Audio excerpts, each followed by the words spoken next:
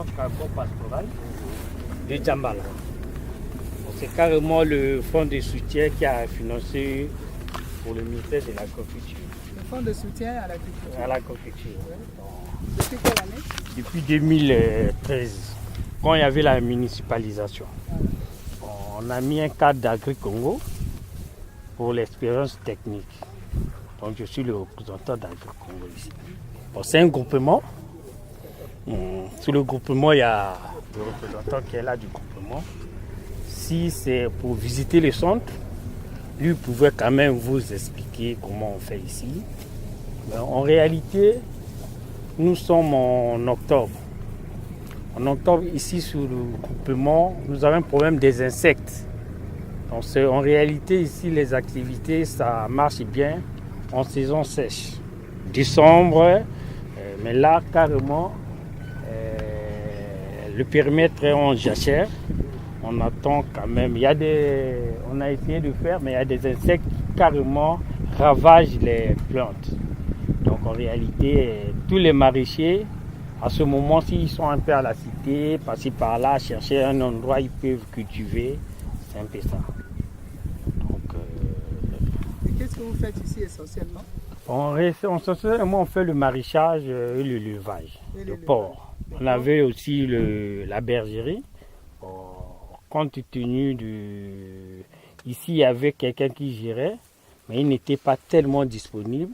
Sur la bergerie, il fallait qu'il mettait les bêtes en jachère. Ça allait dans des plantes, bouffer des trucs. Bon, on a dit, bon, ça ne sert même pas. Il fallait qu'on supprime un peu la bergerie.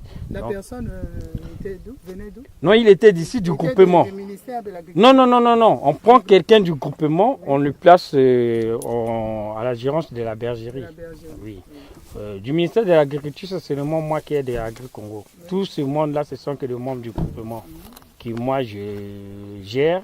Je le mets un peu en appui technique. C'est tout.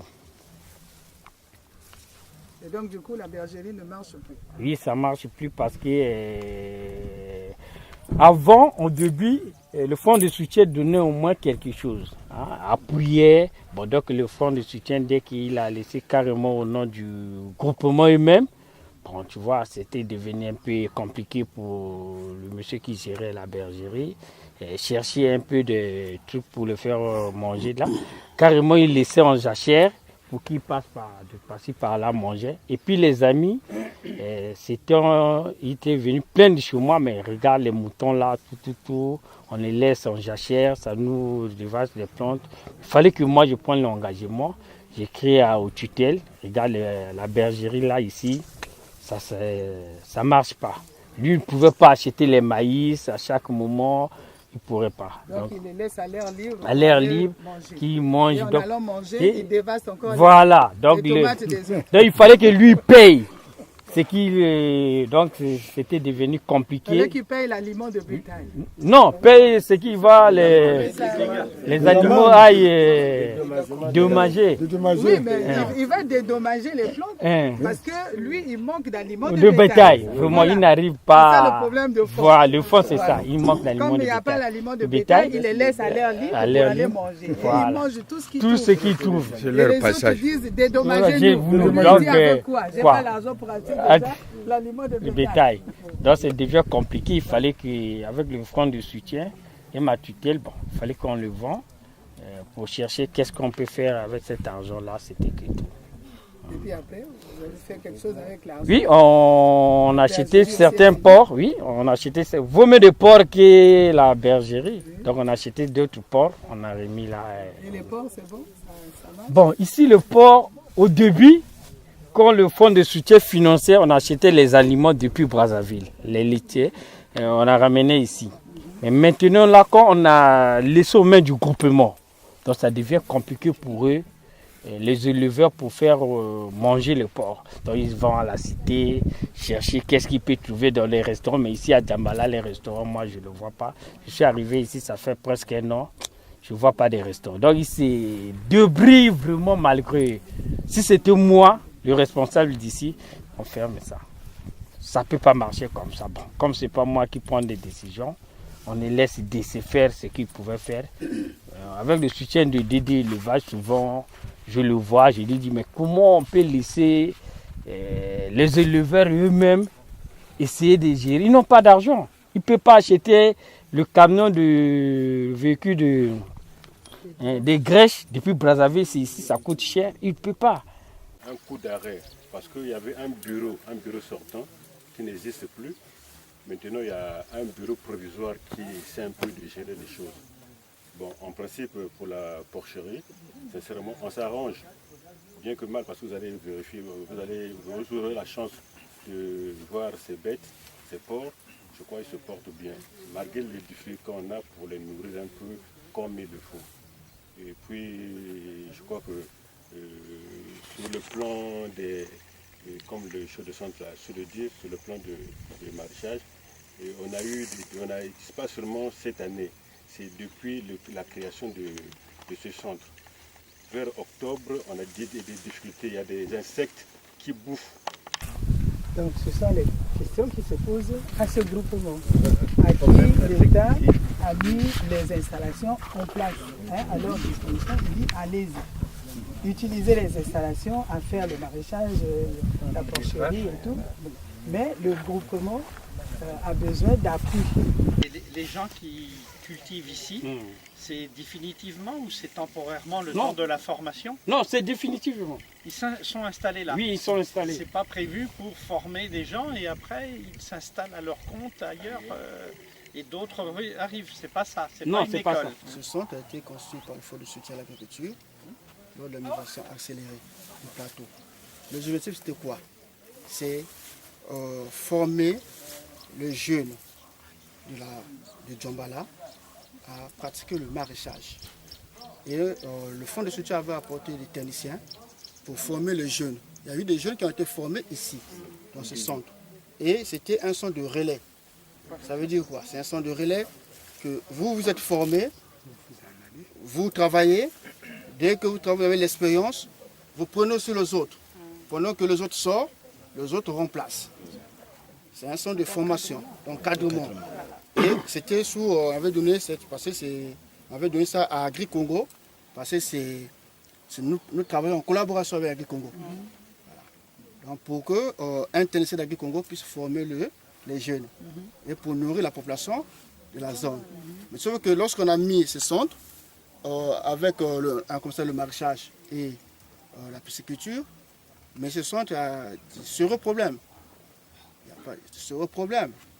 Donc je ne voulais pas évoquer d'ici là. Donc nous sommes en train de faire. Moi j'ai effectué déjà des missions ici.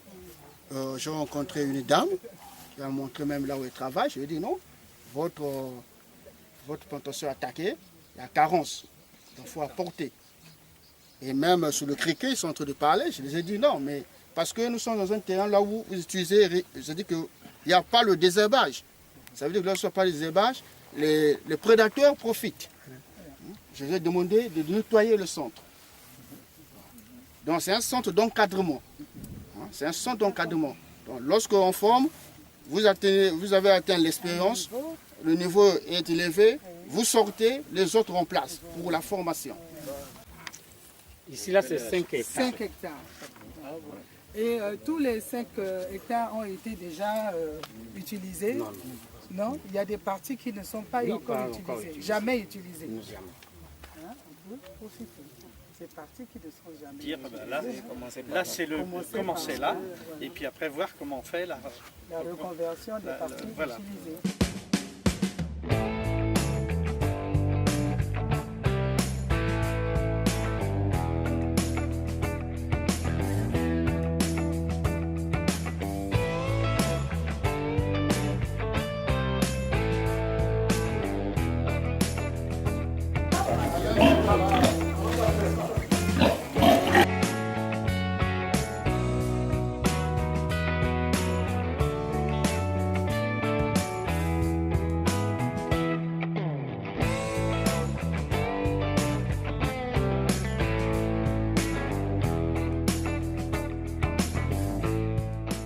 Aqua Rock Patrick, je suis le chef du centre agro-pastoral de Djambala. Ici, nous avons en réalité deux activités, le maraîchage et l'élevage de porcs.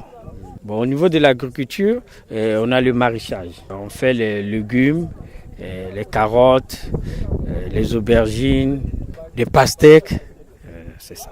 Bon, les difficultés quand on cultive, à la fin la production, il faut ramener ça à Brazzaville. Au niveau de Djambala, il n'y a pas tellement de commerçants pour venir comme quand j'étais à Oyo. À Oyo, il y a des commerçants qui viennent au site, prenaient tout ce que le producteur font et ramènent ça au marché. Mais ici, le marché n'est pas accessible. Donc tout ce qu'on fait ici, réellement, ça va à Brazzaville. Donc on a des difficultés de véhicules. Parfois, on peut récolter pour ramener à Brazzaville. Ça peut te faire une semaine, négocier avec le véhicule. Parfois, il prend que des gens du transport en commun. Donc c'est un peu de difficulté, c'est ça. Et puis ça coûte un peu cher le transport ici du Brazzaville. Si le ministère peut mettre un véhicule au niveau du Djambala pour tous les producteurs, pour au moins faire le transport des marchandises, ce serait bon.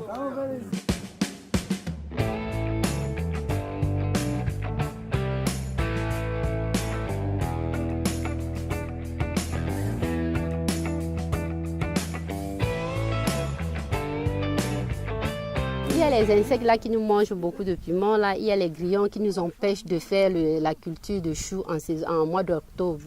Dans le mois d'octobre, comme ça, nous sommes en stand-by. Nous restons en repos à cause de cet handicap naturel. Mais on ne sait pas quoi faire pour s'en passer de cet handicap parce qu'un maraîcher qui fait 2 mois, 3 mois sans travailler, vraiment, c'est une perte pour lui. Avec tout l'engrais, tous les composts qu'elle a mis par terre, c'est vraiment déplorable pour lui.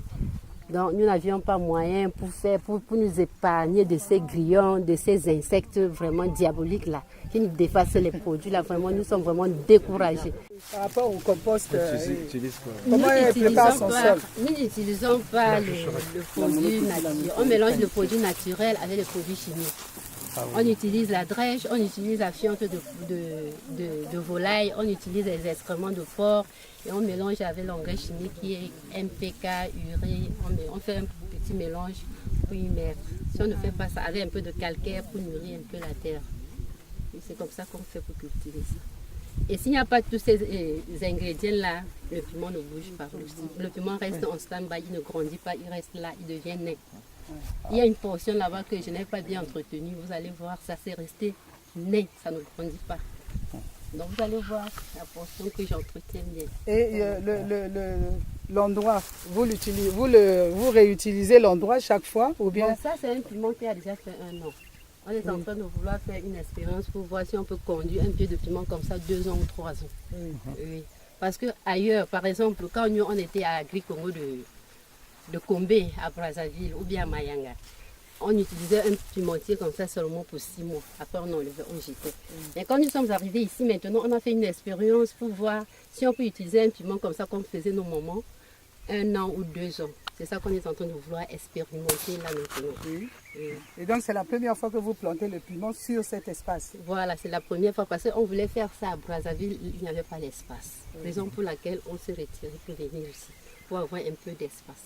Une autre question, comment utilisez-vous l'espace? C'est-à-dire, vous faites une plantation, quand vous récoltez, après vous passez à un autre espace ou bien vous réutilisez le même espace d'une manière générale? Généralement, nous, avec le maraîchage, on ne laisse pas trop le terrain en jachère. Nous faisons dans ce sens.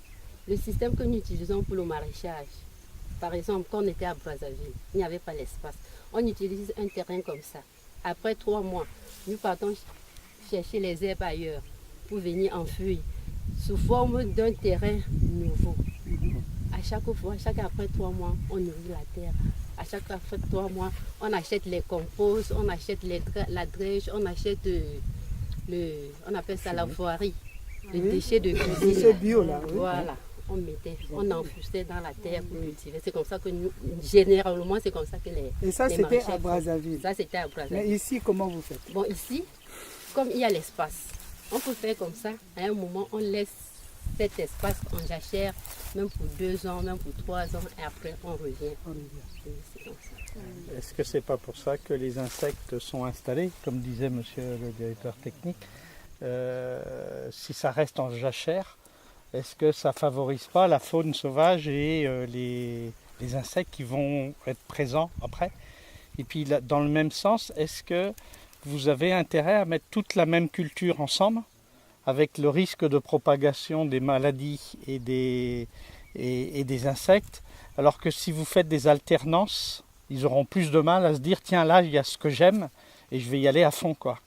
Bon, certainement ce que vous dites c'est vrai, mais comme nous ne sommes pas nombreuses et comme nous n'avions pas moyen, les tracteurs pour faire les grandes exploitations agricoles, ce n'est pas facile. Si on avait par exemple les tracteurs, les gros engins là, pour nous labourer peut-être les 2 hectares, les 3 hectares, les 4 ou 5, on devait être épargné de ces insectes. Bon, maintenant, comme nous travaillons manuellement, archaïquement, comme faisaient nos parents, c'est difficile.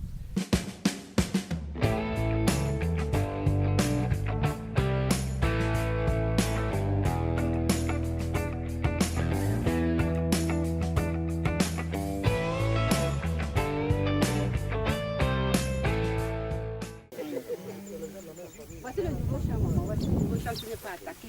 Oui. Et je suis en train de vouloir associer ça avec un peu de pastèque.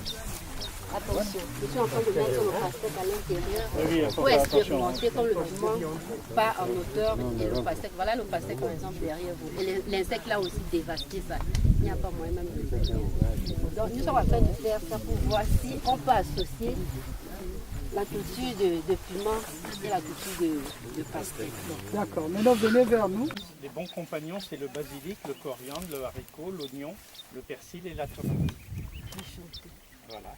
Mais pour chaque plante, il y a des bons compléments. C'est-à-dire qu'il peut y avoir des effets répulsifs d'une plante par rapport à des insectes qui vont s'attaquer à l'autre plante. Donc ils vont se protéger entre eux comme ça. C'est le principe des cultures associées.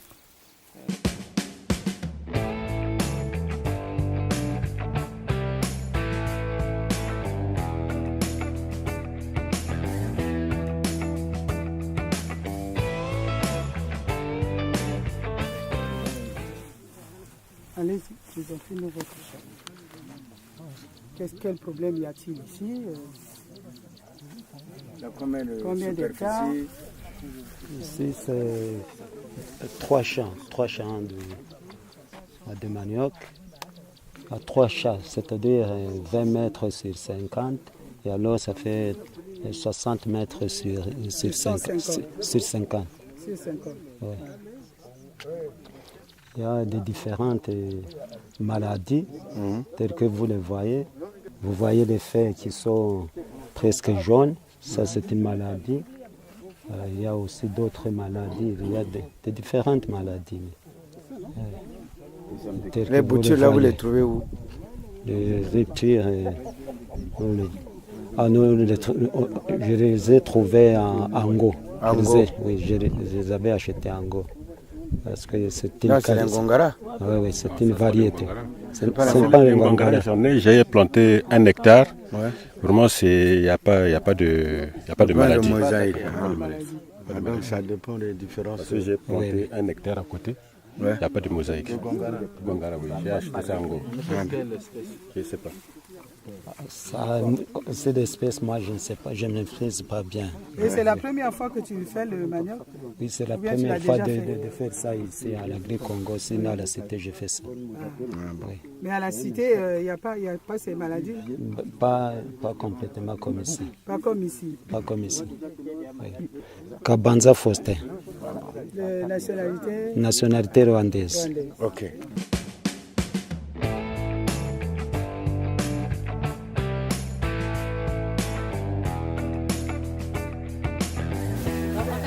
Ici, en saison pluvieuse dans le cerf. Oui.